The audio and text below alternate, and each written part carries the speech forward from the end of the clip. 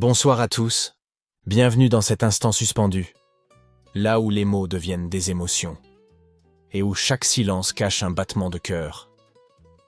Ce soir, je vous emmène dans une histoire qui parle du temps, du courage, et de cet amour vrai qu'on n'attendait plus. Une histoire où parfois, une simple lettre peut réparer une vie. Alors, avant qu'on se laisse emporter par cette douce aventure, prenez un instant pour vous installer confortablement. Si vous aimez les belles histoires, les émotions qui murmurent plus qu'elles ne crient, alors abonnez-vous dès maintenant. Activez la cloche de notification pour ne rien manquer. Et surtout, partagez cette histoire avec quelqu'un qui croit encore à la magie de l'amour. Prêt, respirez. Éteignez un peu le monde autour de vous et laissez votre cœur écouter. Voici les lettres de minuit. La nuit n'était pas froide, seulement vaste, avec ce silence particulier qui s'installe quand la ville a enfin accepté de se taire. Nora Bellerose éteignit la lampe de son salon et resta un instant debout dans la pénombre, le regard posé sur la fenêtre. Elle aimait ce moment suspendu, juste avant d'aller dormir, quand le monde semblait lui rendre la respiration qu'il lui avait prise dans la journée. Sur la table basse, un livre ouvert attendait qu'on lui confie une seconde de vie attentive. Mais ce soir, les mots glissaient sur sa peau sans entrer. Elle fit un tour lent dans son appartement, ajusta un cadre, ramassa un châle, s'assura sans raison que la porte était bien verrouillée, puis rit d'elle-même. C'était une manie récente. Un rituel qui la rassurait autant qu'il l'étonnait. Elle allait éteindre la dernière veilleuse, quand un froissement infime monta du couloir. Un chuchotement d'enveloppe qu'on dépose, si léger qu'on aurait pu le prendre pour un souffle. Elle attendit, immobile, le cœur attentif, par prudence. Elle resta quelques secondes sans bouger. Puis, elle se décida, ouvrit la porte avec précaution. Devant son paillasson, posé droit comme une attention, reposait un rectangle ivoire. Une enveloppe simple, sans timbre, sans adresse, son nom, écrit à l'encre noire, d'une écriture nette, régulière, élégante, Nora Bellerose. Elle sentit une vague de curiosité, mêlée à une réserve ancienne. Elle regarda le couloir vide, les portes fermées, la lumière douce du plafonnier, puis ramassa l'enveloppe et rentra. Sur la table, elle l'ouvrit avec soin. À l'intérieur, une feuille lisse, pliée en deux. Une odeur très légère s'en échappait, indéfinissable, peut-être celle du papier neuf, ou celle d'un manteau qu'on vient de quitter. Elle lut « Vous ne me connaissez pas, ou peut-être que si, mais autrement, plutôt, ailleurs. Je n'ai pas de certitude, et je n'en demande pas. Ce que je sais, c'est que la nuit, parfois, vous regardez votre fenêtre comme on regarde un lac, dans l'espoir que la surface vous renvoie un visage plus clair que le vôtre. Si je me trompe, pardonnez-moi. Si j'ai raison, pardonnez-moi aussi. Je n'ai rien à vendre, rien à prouver. J'ai seulement des mots, et l'envie de déposer près de votre porte une poignée de lumière. Ce soir, la lumière tient dans une seule phrase. Vous n'êtes pas seul, même quand le monde fait semblant de l'être. Ah. Elle relut 2 fois, sans s'en rendre compte. Les phrases n'avaient pas l'arrogance des vérités faciles. Elles étaient posées, calmes, presque timides. Elle reposa la lettre, resta le doigt sur la signature. Cette initiale, A, aussi simple qu'une porte entr'ouverte. L'étrangeté aurait dû la mettre en alerte, mais quelque chose dans la manière d'écrire la rassurait. Pas d'insistance, pas de masque, pas d'invasion. Juste un regard, posé de loin, et le souci de ne pas déranger. Elle se surprit à sourire, glissa la feuille dans le livre ouvert, éteignit enfin, et s'endormit, avec la sensation inexplicable que quelqu'un avait remis de l'ordre dans l'air. Le lendemain, elle y pensa peu. La journée se remplit d'emails, d'appels, de tâches à cocher, de petites victoires et de frustrations discrètes. Nora travaillait dans un studio de création, où l'on fabriquait des images pour des gens pressés. Elle aimait cela à moitié, ce qui est déjà beaucoup dans une vie. Ce qu'elle préférait, c'était les minutes volées, aligner des nuances sur un écran, deviner la courbe exacte qui rend une typographie vivante, trouver la distance qui fait respirer un blanc. Le reste, elle l'acceptait avec sagesse. Elle rentra tard, acheta du pain, regarda ses messages, ne répondit pas à 2 invitations qui l'auraient fatiguée, mit de l'eau à chauffer, ouvrit la fenêtre sur une nuit douce et, sans s'avouer qu'elle attendait, elle écouta. Il ne se passe rien. Elle sourit de son propre piège, se traita d'enfant, s'occupa d'autre chose. Ce fut à nouveau le froissement, le lendemain, même heure, même silence du couloir, même écriture. Elle hésita à ouvrir tout de suite, comme si un rituel naissait malgré elle. Elle déchira l'enveloppe plus vite que la veille, un peu honteuse de sa hâte. Ce n'est pas un jeu, je vous l'assure. J'ai longtemps hésité avant d'écrire. J'ai rayé autant de pages que j'en ai gardé. J'ai recommencé la première phrase tant de fois que je la connais par cœur. La voici. Vous avez une manière de tenir votre tasse, qui dit quelque chose de vous. Vous n'en avez pas conscience. Vous tenez la hanse comme on tient la main d'un enfant, qui apprend à traverser. On ne se moque pas de ces gestes-là. Il raconte la bonté à voix basse. Ah. Elle s'assit. La lettre était courte, mais elle l'avait cueillie au bon endroit. La tasse, la main, l'enfance qui traverse. Elle ne voulait pas croire qu'on ait pu l'observer si près.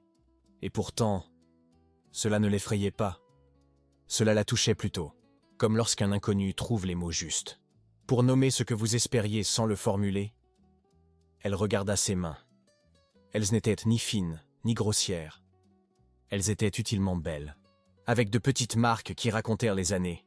À manipuler des papiers, des croquis, des pliages. Elle posa la lettre à côté de l'autre, 2 voix presque muettes, qui, déjà, avaient une place chez elle. La 3e vint la nuit suivante, puis la 4e, puis toutes les suivantes. Quelques jours, il n'y en avait pas, et la déception lui apprit qu'elle s'y était attachée plus vite qu'elle ne le pensait. Parfois, la lettre était longue, parfois courte comme un souffle. Jamais de demandes, jamais de questions intrusives. Des constats délicats, des souvenirs qui n'appartenaient qu'à elle, et qu'elle n'avait raconté à personne, des attentions minuscules, et cette façon de tirer le rideau 1 centimètre, pour laisser entrer un matin. Une fois, il écrivit. Quand vous souriez seul dans votre cuisine, vous avez l'air d'écouter une chanson, dont vous êtes la seule à connaître le refrain. Est-ce à cause du pain qui grille, ou à cause de l'idée qui vient? Dans les 2 cas, ne changez rien. Une autre fois, vous avez hésité avant de porter ce manteau aujourd'hui, comme si vous aviez peur qu'il raconte trop fort. L'hiver que vous avez en vous, il vous va pourtant à merveille. Elle ne se souvenait pas avoir croisé qui que ce soit en sortant ce matin-là, et se surprit à faire demi-tour pour s'observer dans le miroir. Le manteau allait, en effet, pas tant à son corps qu'à sa manière de marcher. Elle voulut répondre, une fois. Elle sortit du papier à lettres, prit un stylo. Elle écrivit « A », puis effaça, troublée par l'intimité que cela supposait. Elle laissa la feuille blanche, la plia, la posa sur le seuil le soir venu, sans autre mot qu'une intention. Merci. Le lendemain, l'enveloppe était partie, et sous sa porte. Une autre attendait. Merci reçu. C'est suffisant. Elle rit à voix basse, comme on rit entre 2 confidences. À partir de là, quelque chose se transforma. Elle guettait moins la lettre, et vivait davantage avec elle. On apprend rapidement à aimer ce qui vous laisse respirer. Son monde n'était plus exactement le même. Les trajets prirent une teinte. La lumière du matin devint plus honnête, les fins d'après-midi moins lourdes. Quand la fatigue la pliait, elle se souvenait d'une phrase, et cela suffisait pour tenir encore un peu. L'inconnu ne promettait rien, ne parlait pas d'éternité, ne revendiquait pas d'histoire commune. Il était là, comme un banc discret au bord du chemin. Et pourtant, Elle sentait sa présence occuper l'espace. Avec une densité nouvelle, elle se demanda quel âge il avait. Comment il parlait quand il parlait vraiment. Si sa voix était plus grave, que ses lettres ne le laissaient entendre. Elle se demanda s'il était triste, s'il était seul, s'il était en paix. Elle le nomma silencieusement. Adrian, un prénom sorti d'on ne sait où, parce que la lettre A l'y conduisait naturellement, parce que l'élégance calme des phrases lui donnait le visage d'un homme patient. Elle en sourit, un peu honteuse de baptiser une ombre. Mais les ombres, parfois, ont besoin d'un prénom pour devenir moins grandes. Ce fut la nuit du vent, qu'elle comprit qu'elle aimerait savoir plus. Le vent s'était levé violemment, avait giflé les arbres et bousculé les toits. Elle avait cru que la lettre ne viendrait pas, que les rafales auraient emporté jusqu'aux intentions. Pourtant, au matin, en ouvrant, elle trouva l'enveloppe coincée avec soin sous le paillasson, pour qu'elle ne s'envole pas. Elle l'ouvrit debout dans l'entrée, les doigts encore froids. Cette nuit, je n'ai pas dormi. Pas parce que le vent cognait, mais parce que j'ai pensé à une phrase que j'aurais voulu vous dire. Elle n'a rien d'original, pourtant elle me défait. La voici. Il m'arrive d'espérer que vous existez. Autant que je vous lis, je veux dire, j'espère que vous êtes vrai dans votre vie, dans vos choix, dans votre fatigue, dans votre manière de dire oui et de dire non. Il m'arrive d'espérer que ma petite écriture vous aide à rester entière.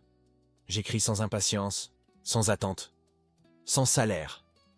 Je vous écris comme on pose de l'eau, près d'une maison, au cas où quelqu'un aurait soif, sans oser demander. Ah! Elle resta longtemps, enveloppe en main, à regarder l'espace devant elle, comme si, dans l'air, la silhouette d'un homme patient venait de paraître. Elle referma la porte, pose l'enveloppe sur la table, tourna sur elle-même doucement, comme pour mieux habiter son appartement, comme pour dire merci au mur, d'avoir gardé ce secret. À midi, elle sortit marcher. Elle traversa des rues qu'elle connaissait par cœur, et leur trouva des visages nouveaux. Elle acheta un cahier, à la couverture simple, et colle la première lettre à l'intérieur, puis la seconde, puis toutes les autres, soigneusement. Elle data. Elle titra. Non pas lettre d'un inconnu, mais lettre qui ouvre. Elle se promit de ne pas devenir dépendante, puis rit à l'idée qu'on pouvait le devenir, de la gentillesse. Les jours suivants apportèrent des détails, qui faisaient du bien, comme une main posée sur l'épaule. L'inconnu lui parlait de ses pauses, de ses hésitations, de ses debout trop tôt, de sa manière de se tenir. Quand elle réfléchissait fort, un coude posé dans la paume de l'autre main, il ne décrivait pas son corps, il décrivait sa présence. Il parlait d'une façon qui la rendait plus réelle, qu'elle ne s'était jamais sentie. Elle croyait se connaître. Elle découvrait que quelqu'un, dehors, voyait des choses qu'elle avait oubliées ou jamais su. Un soir, pourtant, il n'y eut pas de lettre. Elle le remarqua bien sûr, mais ne s'en formalisa pas. Le second soir aussi, rien. Au troisième, elle s'assit dans le couloir et rit à sa propre impatience. Elle pourrait écrire, pensa-t-elle. Elle pourrait déposer son propre mot. Pour une fois, elle prit un papier et inscrivit simplement « Je ne sais pas si vous passez par ici ces jours-ci. C'est étrange d'écrire à un souffle. Prenez soin de vous. N. » Elle posa le papier au même endroit, referma doucement. Le lendemain, il n'y avait pas de réponse. Mais le soir, quand elle rentra, l'enveloppe l'attendait. « Je suis désolé du silence. Il n'a rien d'énigmatique. Il ressemble à ces journées qui ne font pas de bruit, où l'on plie des heures, sans savoir où les ranger. J'ai lu votre prenez soin de vous. Cela m'a fait plus de bien que je ne saurais l'écrire. Je m'excuse aussi d'avoir laissé votre seuil vide. Il y a dans le manque quelque chose d'injuste. Merci d'avoir écrit, Nora. C'est la première fois que je vous lis. Votre voix est plus douce que votre retenue. Ah !» Elle relut ce « C'est la première fois que je vous lis » et sentit une chaleur monter du ventre à la gorge. Elle se dit qu'elle n'avait pas uniquement reçu. Elle avait donné quelque chose qui comptait. sa voix. Elle resta longtemps à sa table, sans musique, sans téléphone, à regarder les choses qui, ce soir-là, prenaient la bonne place. Une tasse, un cahier, un stylo, une enveloppe, sa respiration. Elle n'en parla à personne. Pas par superstition, plutôt par juste mesure. Elle avait appris que certains bonheurs se fanent si on les expose trop tôt au soleil. L'inconnu le disait aussi, à sa manière. J'ai compris que certains silences ne sont pas des absences, ils sont des toits. Elle sourit en lisant cela. Elle commença à lui écrire de temps en temps. Un mot, une phrase, jamais plus. Elle signait N. Il répondait A. L'économie des signes leur allait bien. C'est à ce moment-là que les lettres se firent plus précises. Pas plus indiscrètes, non, mais plus habitées. Il raconta une nuit où il avait veillé, près d'une fenêtre, qui ne donnait sur rien de grand, juste un ciel sans audace, et une branche qui refusait de tomber. Il dit qu'il avait pensé à une personne qu'il avait perdue, non pas parce qu'elle était morte, mais parce qu'il s'était manqué de peu. Il parla du regret sans pathos, et de la façon dont, avec le temps, la douleur se transforme en jardin, qu'on traverse sans se faire mal. Il disait cela avec tant de simplicité, qu'elle eut envie de poser la main sur son cœur, là où le passé se tait. Une autre fois, il décrivit, comme s'il y avait assisté, la manière dont elle s'était arrêtée, devant une vitrine, où l'on vendait des choses inutiles et jolies. Comment elle avait souri, à l'idée de n'en acheter aucune.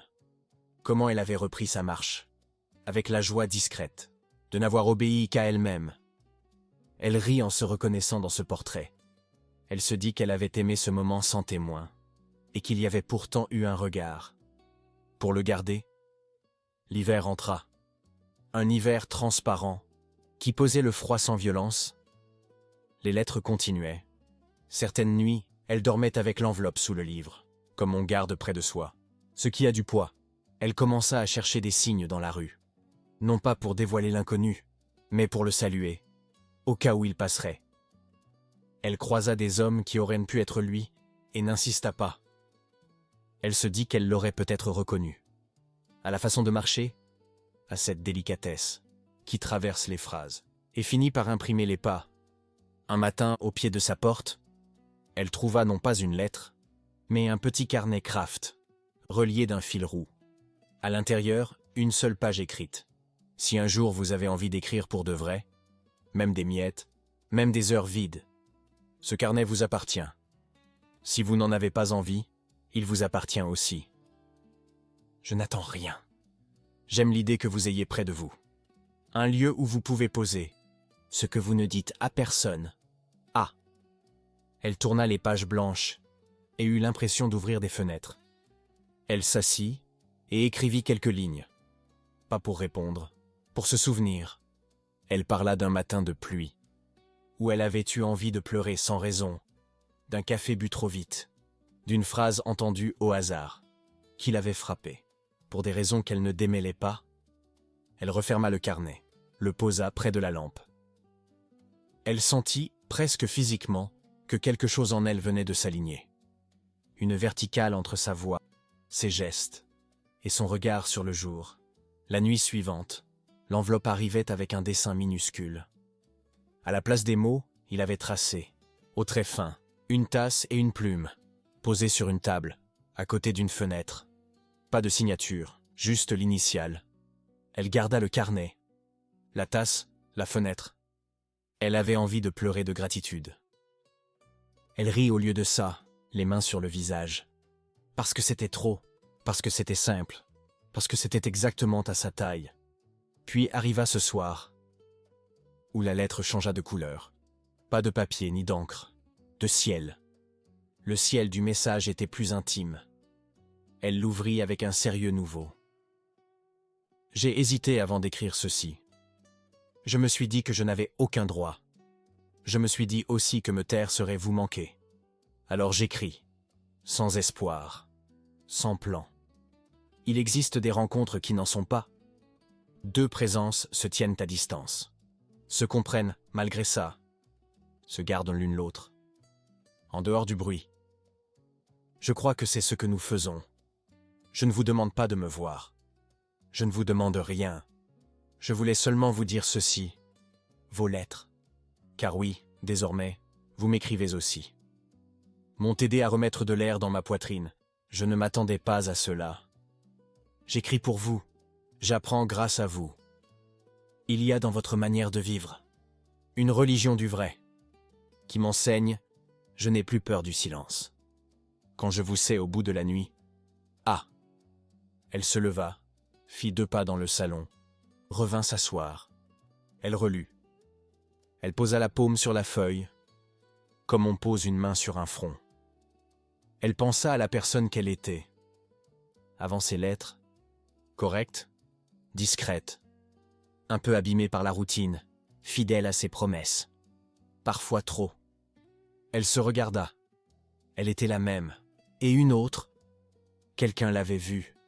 Et cela avait changé la manière dont elle se voyait. Elle se dit qu'elle pourrait vivre longtemps ainsi, dans cette correspondance claire, sans jamais résoudre l'énigme. Elle se dit aussi qu'elle voudrait maintenant donner, non pas seulement sa gratitude, mais un morceau d'elle qui compte. Elle prit le carnet, chercha une page au milieu. Elle écrivit « Je ne sais pas comment on fait pour remercier quelqu'un qui vous a rendu à vous-même. Alors je fais comme vous, je pose cela ici. Vous avez remis de l'air dans mes jours. Vous avez mis une chaise près de ma table. Je n'imaginais pas que j'en manquais. Je n'ai pas de demande. J'ai pourtant un souhait. Une voix, entendre la vôtre, une seule fois. Pas pour lever le mystère, juste pour savoir si le timbre que j'ai en tête ressemble à celui qui a écrit tout ça. Si ce n'est pas possible, je comprendrai. N. Elle découpa la page proprement, la glissa dans une enveloppe. Écrivit au dos. À déposer sous la porte, s'il vous plaît. Elle s'entendit rire. De ce s'il vous plaît, adressé au destin, la réponse tarda. 2 nuits sans rien. Elle se força à vivre comme si elle n'attendait pas. Elle parla à une amie au téléphone, choisit un film qu'elle ne regarda pas, fit du tri dans ses tiroirs, retrouva des cartes postales anciennes, sourit à ses propres archives. La 3e nuit, au bruit désormais familier. Son cœur bondit. Elle prit l'enveloppe et la déchira trop vite, avec cette maladresse des gestes qui ont trop espéré. Demain, à 19h, le banc sous les arbres, à l'angle de la place, où le kiosque ferme trop tôt, je viendrai. Je n'apporterai que ma voix. Je partirai si vous n'êtes pas là. Je resterai si vous voulez m'entendre. Ah! Elle sentit la journée entière se déplacer. Les heures prirent une autre texture. Elle alla travailler, fit les choses avec application, répondit avec patience, rit avec modération, déjeuna sans vraiment manger. Elle se demanda 1000 fois si elle irait. Elle se répondit 1000 fois que oui, elle n'eut pas peur. Elle avait peur de peu de choses depuis quelque temps. À 18h50. Elle était déjà sur la place. Le kiosque baissait son rideau. Les arbres faisaient un toit de feuilles. Le banc, très simple, laissait une place libre comme un geste. Elle s'assit au bord de la mer, les mains sur les genoux. Elle n'eut pas le temps d'avoir froid. Un homme s'approcha. Rien dans sa silhouette ne criait l'évidence. Il marchait doucement, comme s'il respectait l'endroit. Il s'arrêta à 1 mètre. Suffisante distance pour respirer. Insuffisante pour douter. Il ne s'assit pas tout de suite. « Bonsoir », dit-il. La voix. Elle eut l'impression qu'on venait de poser sur sa peau. Une couverture à la bonne température. La voix était exactement ce qu'elle avait voulu. Claire, basse. Attentive, avec une tendresse qui ne cherche pas à se faire remarquer. Elle ferma les yeux une seconde, juste pour fixer le timbre. « Bonsoir », répondit-elle. « Je m'appelle Adriane », dit-il, après un temps court. « Adriane Mercer. » Elle sourit à l'intérieur du prénom qu'elle avait deviné. Ce n'était pas la magie. C'était la logique délicate d'un « A » qui vient comme il doit. Il s'assit, pas trop près. Ils restèrent silencieux, en paix dans la même portion d'air. Il dit, sans la regarder, « Je n'ai pas voulu effacer ce que nous avons été dans les lettres, en apparaissant trop tôt. J'avais peur que le réel fasse de l'ombre à ce que nous avons éclairé. Je viens comme vous l'avez demandé. Je repars si vous voulez, que nous restions lettres et papier. »« Restez, » dit-elle. Il respira plus calme, comme si ce mot venait de lui ouvrir la cage thoracique. Elle tourna la tête. Le visage d'Adrian n'était ni spectaculaire ni quelconque. Il avait l'allure des hommes, qui ont appris à se tenir droit sans dureté. Son regard, Noisette tranquille, la regarda avec la joie retenue, de celui qui ne veut pas effrayer la lumière. Il ajouta, comme pour s'excuser, « Je n'ai rien à offrir ce soir, que ce que j'étais dans les lettres, et une chose en plus, ma présence. »« C'est déjà beaucoup, » dit-elle. Ils parlèrent peu, de presque rien, des arbres, de la place, de l'heure, de ce kiosque qui fermait effectivement trop tôt, des passants qui se pressaient sans les voir. Puis ils se turent, longtemps, comme si la vraie conversation était celle-là. Au bout d'un moment, il dit, tout bas, « Je vous ai imaginé si souvent assise ainsi, que j'ai peur d'avoir déjà usé ce moment. Mais non, il est neuf. »« Il est vrai, » répondit-elle. Il sourit. Ils restèrent. Le ciel prit la couleur exacte qu'elle préférait, cette nuance où le bleu cède un peu de place à la nuit.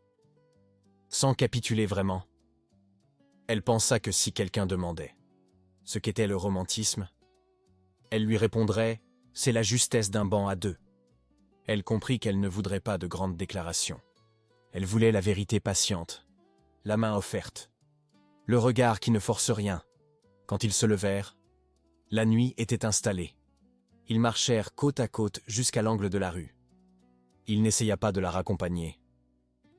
Il dit seulement « Puis-je continuer d'écrire ?»« Oui, » dit-elle. « Écrivez, mais ne disparaissez pas. »« Je ne disparaîtrai pas, » promit-il.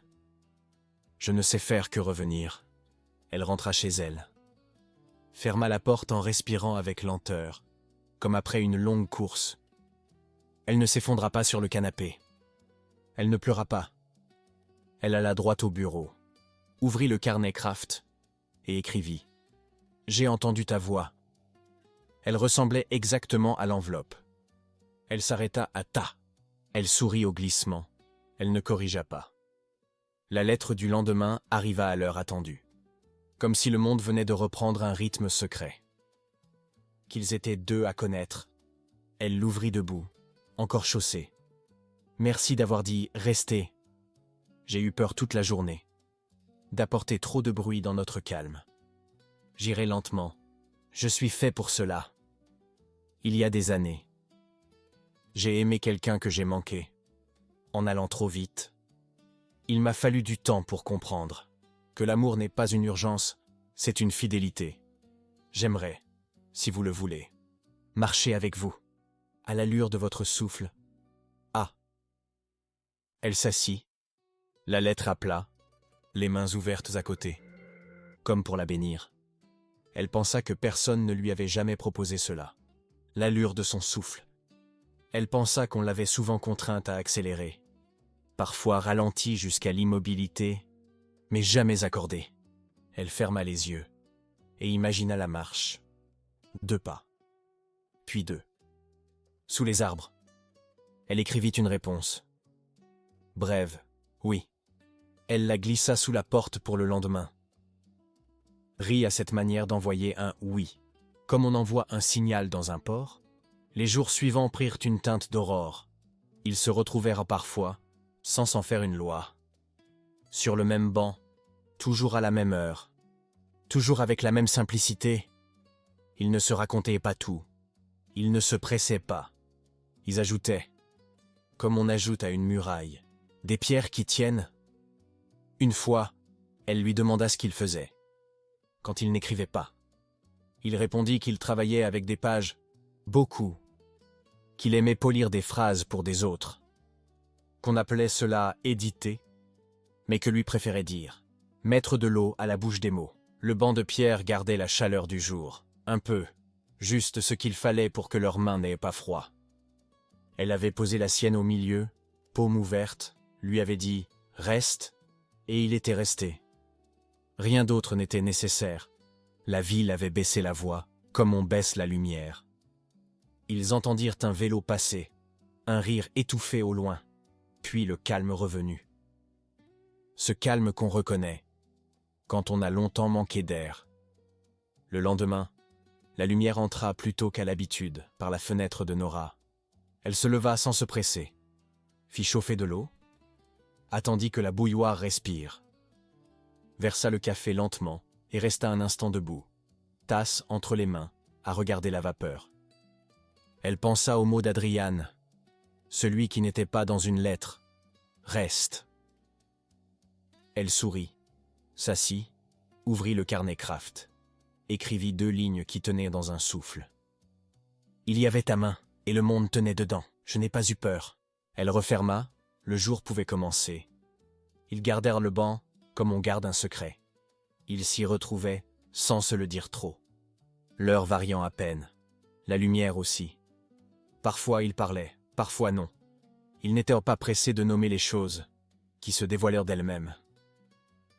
Adriane avait cette façon d'être là, qui ressemblait à une promesse tenue, sans qu'elle ait été demandée. Nora aimait sa patience claire, sa manière d'écouter, comme on veille.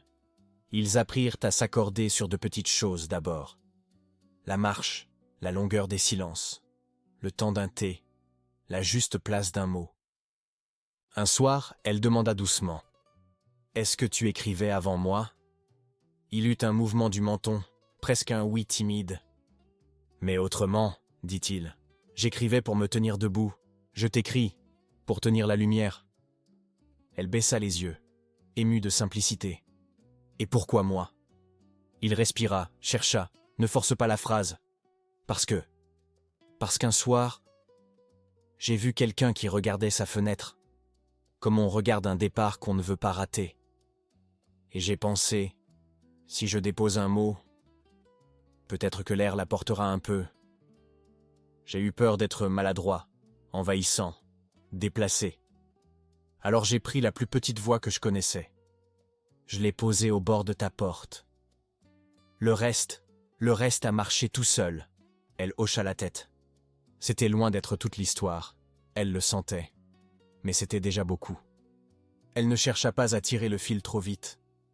Elle préférait regarder le tissu se tisser de lui-même. Ils se virent plus souvent, toujours sans abîmer leur jour. Certains soirs, il montait chez elle avec un sachet en papier, 2 citrons, des pâtes, de l'huile d'olive, et il cuisinait sans mode d'emploi. Elle découvrit qu'il avait une élégance simple à éplucher un oignon, une délicatesse à poser les couverts, une justesse à laisser la musique s'arrêter avant d'être trop pleine. Il apprit qu'elle aimait l'odeur du pain chaud, la houle régulière d'un lave-vaisselle, et qu'elle gardait près d'elle un pull trop large, les soirs où la fatigue fait du bruit. Ils ne s'installèrent pas tout de suite dans une habitude. Ils laissèrent venir la nécessité. Un dimanche, ils traversèrent la ville à pied, jusqu'au marché des quais. Le vent jouait dans les draps des étals. Le soleil découpait des rectangles nets sur le sol. Adriane acheta des poires. Nora, une botte de fleurs sans nom, des tiges fines, des têtes légères. Sur le chemin du retour, elle dit « Tu as déjà aimé longtemps ?» Il réfléchit. « J'ai aimé mal. Trop vite. Ou trop tard. J'ai confondu l'urgence et la fidélité. Et maintenant ?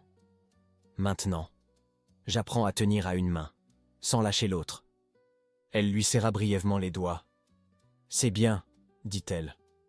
Et ce « c'est bien » était un accord profond. La nuit suivante, elle ne trouva pas de lettre sous sa porte.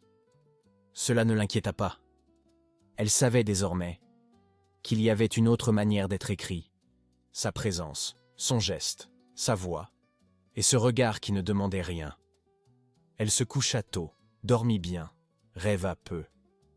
Le matin, une enveloppe l'attendait quand même, glissée entre la poignée et le cadre. Comme une délicatesse ajoutée. Elle l'ouvrit debout, encore en chaussettes. Je n'arrête pas d'écrire parce que je te vois. Je change seulement de papier. Pardon d'insister avec ces phrases qui ressemblent à des feuilles. Je voudrais un jour te parler avec la même exactitude que celle qui traverse tes gestes quand tu disposes un bouquet. Je n'oublie pas. Ah. Elle posa la lettre sur la table, laissa ses doigts s'y attarder, comme on retient un remerciement pour qu'il ait la bonne température en sortant. Les jours suivants eurent la clarté des agendas alignés. Un jeudi pourtant, une ombre passa.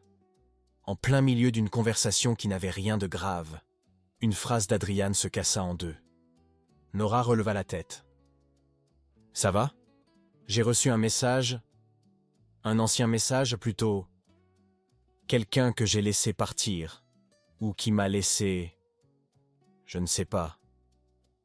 C'est vieux, ça ne brûle plus. Mais le passé a ses courants d'air. » Elle attendit la suite, sans s'approcher trop. « Tu peux m'en dire ce que tu veux, dit-elle. Ou ne pas m'en parler. Je serai là quand même. » Il sourit, reconnaissant cette permission d'ombre. « Je t'en parlerai, pas pour te demander de réparer. Pour partager l'air. » Ils marchèrent. Quand ils revinrent y s'asseoir, il parla, d'une voix claire. Il raconta une histoire simple et triste, deux personnes qui ne savaient pas se dire. La peur d'être trop peu, et le moment où l'amour, sans crier, se désaccorde. Il dit les erreurs qu'il reconnaissait, la fierté mal rangée, les phrases gardées au lieu d'être offertes. Il ne chercha pas à se faire pardonner d'une vie qu'elle n'avait pas vécue. Il partagea seulement les contours, pour qu'elle sache où poser ses pas. Elle écouta, sans juger, posant parfois une question douce, un silence plus long, une main sur son poignet. Quand il eut fini, elle dit « Merci de ne pas m'avoir demandé d'être la solution. Je préfère être ta présence. » Il baissa les yeux, sourit, respira.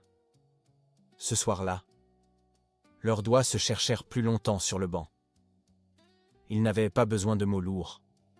Le monde tenait dans un contact simple, dans la manière dont leurs paumes apprenaient à reconnaître les lignes de l'autre. La première pluie de mai arriva d'un seul coup, chaude, généreuse. Ils se retrouvèrent après le travail, décidèrent de marcher quand même.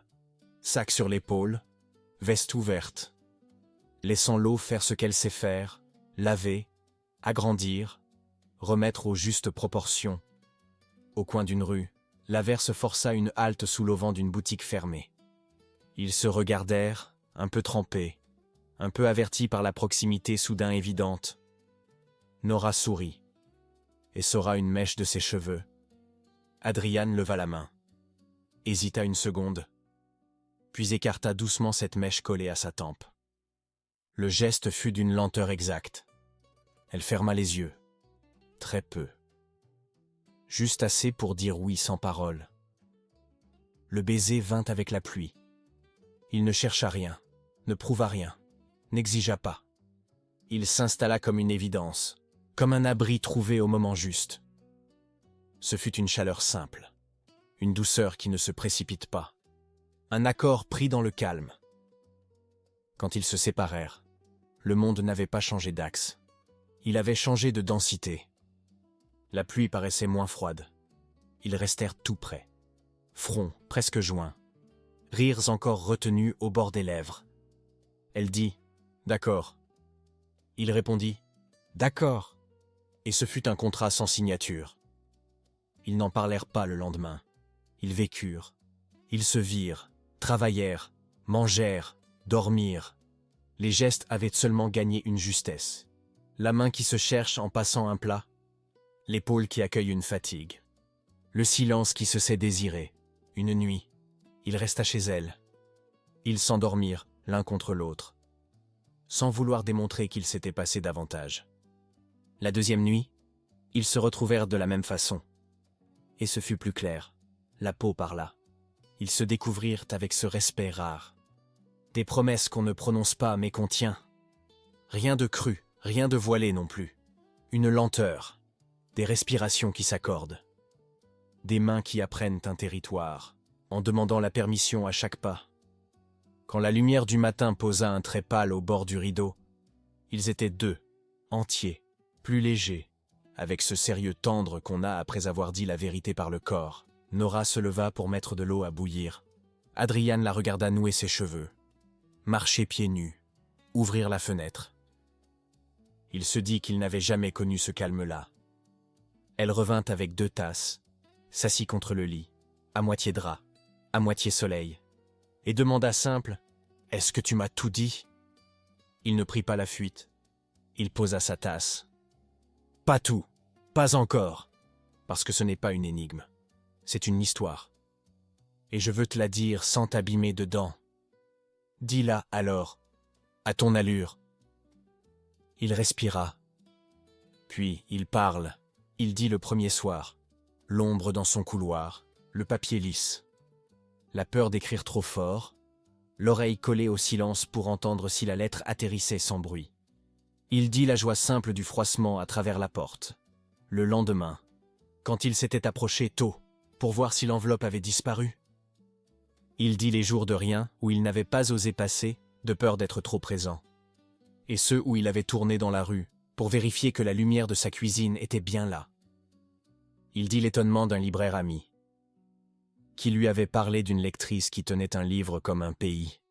Il dit, surtout, qu'il n'avait pas cherché une personne à combler, mais une présence à respecter.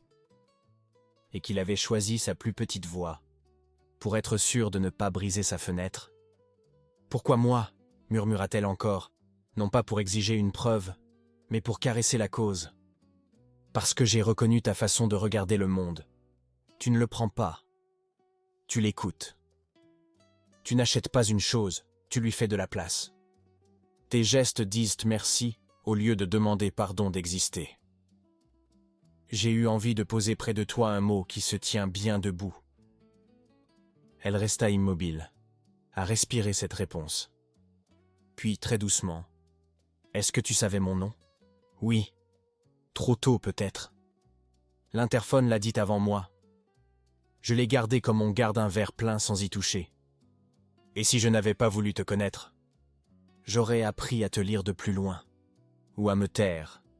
Je n'étais pas venu pour être choisi. J'étais venu pour déposer un peu de lumière. Le reste, tu l'as décidé. » Elle posa sa tasse, glissa à genoux devant lui, s'assit à même le tapis, et s'appuya contre ses jambes. Elle posa la joue, ferma les yeux. Il posa les mains dans ses cheveux, un instant, comme on remercie.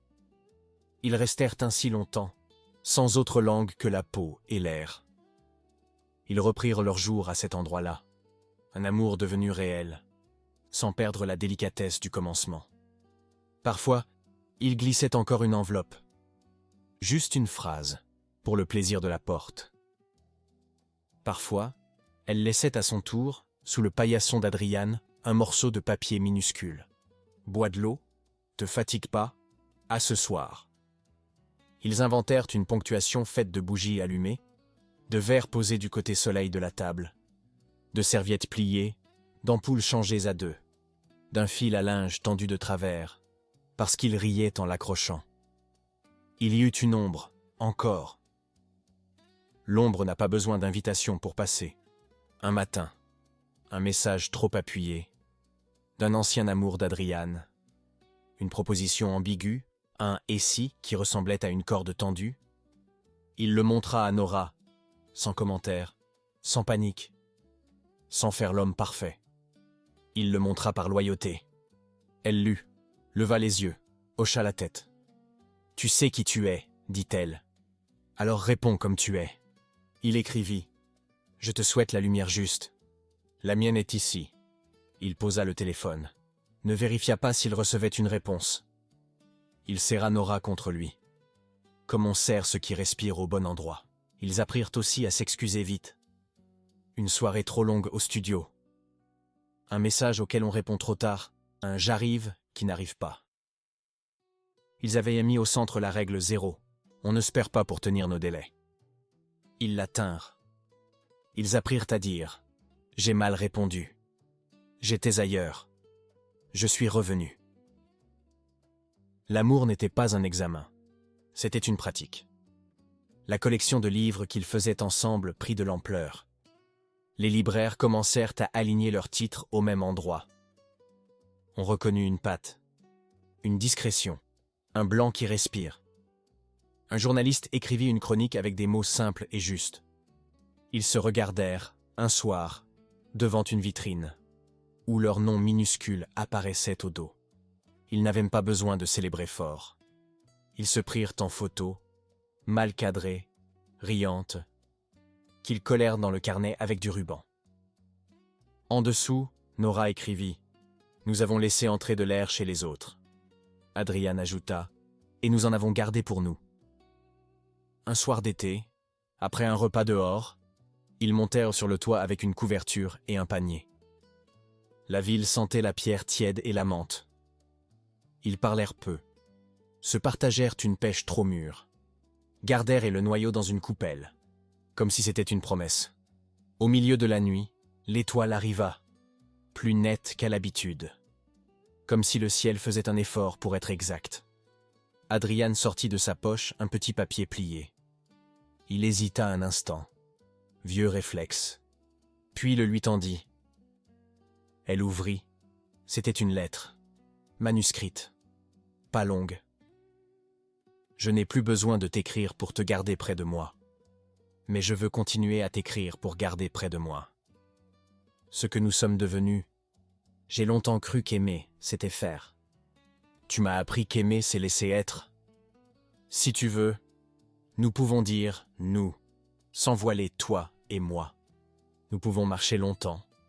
Nous pouvons parfois nous asseoir. Si tu veux, nous pouvons apprendre à habiter une même adresse, sans ranger nos cœurs dans le même tiroir.